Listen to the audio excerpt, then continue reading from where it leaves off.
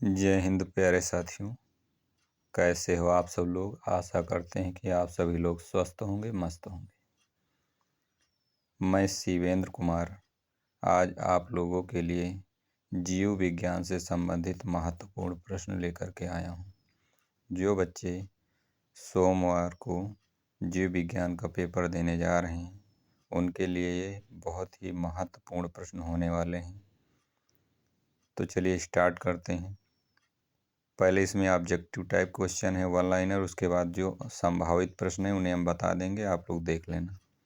पहला प्रश्न है ऑब्जेक्टिव में, पहला प्रश्न आपका है बेटा, सब्जियों में किस प्रकार का परागण होता है।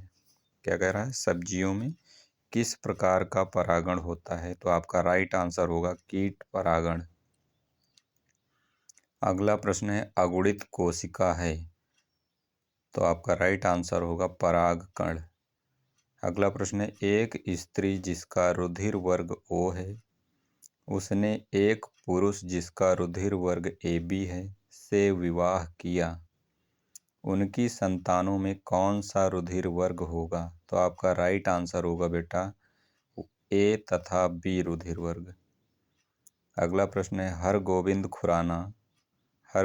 खुराना जाने जाते हैं तो प्रोटीन संश्लेषण के लिए। किसके लिए जाने जाते हैं बेटा, प्रोटीन संश्लेषण के लिए। ठीक है, जितना कठिन संघर्ष होगा जीत उतनी ही शानदार होगी, याद रखना। जितना कठिन संघर्ष होगा जीत उतनी ही शानदार होगी। सफलता अत्यधिक परिश्रम चाहती है। अगला प्रश्न है बेटा, निम्न में समारंभन कोडान है। समारंभन कोडान होता है AUG।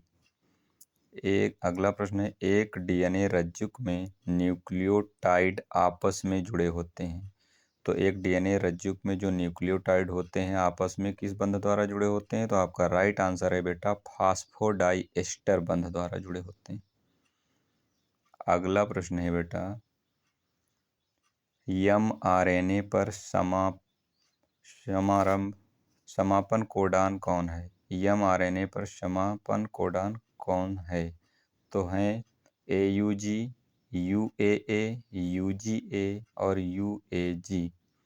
अगला प्रश्न है बेटा एंटीबॉडीज होते हैं, तो एंटीबॉडीज होते हैं प्रोटीन। अगला प्रश्न है कैंसर रोग के कारक को क्या कहते हैं। आपका राइट आंसर होगा कार्बानोजेंस। शर्करा से एल्कोहल का उत्पादन करने वाला कवक कौन सा है। तो आपका राइट आंसर होगा खमीर यानी यीस्ट। अगला प्रश्न है बीटी जीव विष किस जीवाणु द्वारा उत्पादित होता है। तो आपका राइट आंसर है बैसिलस थुरिएंजिसिस। अगला प्रश्न है दलहनी पौधों की जड़ों में पाया जाने वाला जीवाणु कौन सा है। तो दलहनी पौधों में पाया जाने वाला जीवाणु होता है बेटा राइजोबियम लेग्यूम। अगला प्रश्न है पेनिसिलिन की खोज किसने किया। तो आपका राइट आंसर है अलेक्जेंडर फ्लेमिंग ने सन 1929 में किया। अगला प्रश्न है जीनी इंजीनियरिंग में जैविक कैंची का कार्य करने वाला एंजाइम कौन सा है। तो आपका राइट आंसर होगा प्रतिबंधन एंजाइम, इसका नाम होता है रेस्ट्रिक्शन एंड्रोन्यूक्लियेज। अगला प्रश्न है जीनी अभियांत्रिकी की नींव किसने रखा। तो प्रतिबंधन अंतः न्यूक्लिपेज एंजाइम से हुई। अगला प्रश्न है निम्न में कौन सा एक प्रतिबंधन एंडो न्यूक्लिपेज है। तो हिंड सेकंड आपका राइट आंसर होगा। अगला प्रश्न है बीजांड का वह स्थान जहां बीजांड वृत्त जुड़ा होता है। बीजांड का वह स्थान जहां बीजांड वृत्त जुड़ा होता है। तो आपका राइट आंसर है नाभिका कहते हैं। अगला प्रश्न है 200 लघु बीजाणुओं के निर्माण के लिए मात्र कोशिकाओं में कौन सा विभाजन होता है। तो अर्धसूत्री विभाजन होता है, यानी 50 अर्धसूत्री विभाजन। अगला प्रश्न है द्विव निषेचन की क्रिया होती है। तो द्विव निषेचन की जो क्रिया होती है बेटा किसमें, आवृतबीजी पौधों में। किसमें पाई जाती है, आवृतबीजी पौधों में। अगला प्रश्न है भारतीय भ्रूण विज्ञान का पिता किसे कहा जाता है। आपका राइट आंसर है P माहेश्वरी। अगला प्रश्न है ब्लास्टुला अवस्था में भ्रूण को सर्वप्रथम गर्भाशय से जोड़ने का कार्य अपनाया जाता है। तो कोरियन द्वारा। अगला प्रश्न है, वृषण की अंतराली कोशिकाओं से स्रावित हार्मोन्स कौन सा है? आपका राइट आंसर होगा टेस्टोस्टेरोन। उन कोशिकाओं का नाम लिखिए जो विकसित हो रहे शुक्राणुओं का पोषण करती है। तो उन कोशिकाओं का नाम है अवलंबन या सर्टोली। ये इस प्रश्न को उल्टा भी पूछते हैं कि सर्टोली कोशिकाओं के कार्य बताइए। तो आपका राइट आंसर यही हो जाएगा कि सर्टोली कोशिकाओं का मुख्य कार्य क्या है? शुक्राणुओं का पोषण करना बेटा। अगला प्रश्न है बेटा कि कॉपर टी रोकती है। तो कॉपर टी क्या रोकती है बेटा? निषेचन की क्रिया को। कॉपर टी किसको रोकती है? निषेचन की क्रिया को। अब देख लीजिए आप लॉन्ग क्वेश्चन में क्या आ सकते हैं, जैसे आप तैयार करेंगे। पूछ लिया जाता है आईवीएफ तकनीक पर टिप्पणी। जनसंख्या विस्फोट से क्या तात्पर्य है? टेस्ट ट्यूब शिशु पर टिप्पणी लिखिए। टेस्ट ट्यूब शिशु पर टिप्पणी लिखिए। ठीक है। अगला दोहरा निषेचन तथा त्रिक संलयन को परिभाषित कीजिए। अपरा क्या है? इसके कार्य। जीएम फसलें क्या है? इसके लाभ। राइबोसोमल आरएनए पर टिप्पणी लिखिए। ग्राफियन पुटिका क्या है? अंडोत्सर्ग में इनकी क्या भूमिका है? ठीक है। अगला प्रश्न है, भ्रूणपोष एवं भ्रूणकोश में अंतर तथा परागण एवं निषेचन में अंतर। अगला प्रश्न है, बहुभ्रूणता क्या है?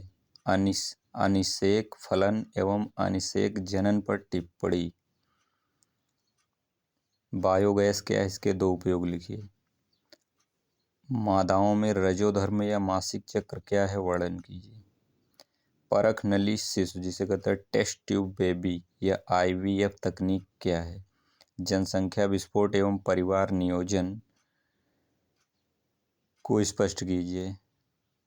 विदलन एवं समसूत्री विभाजन में अंतर स्पष्ट कीजिए।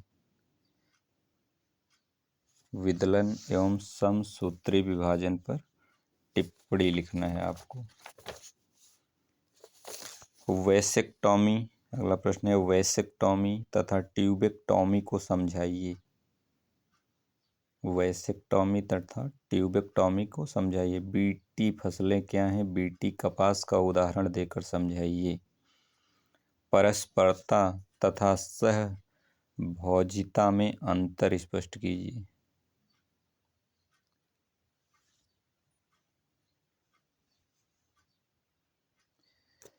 विपुंसन से क्या तात्पर्य है? अगला प्रश्न है, आवृतबीजी पौधों में निषेचन क्रिया का सचित्र वर्णन कीजिए।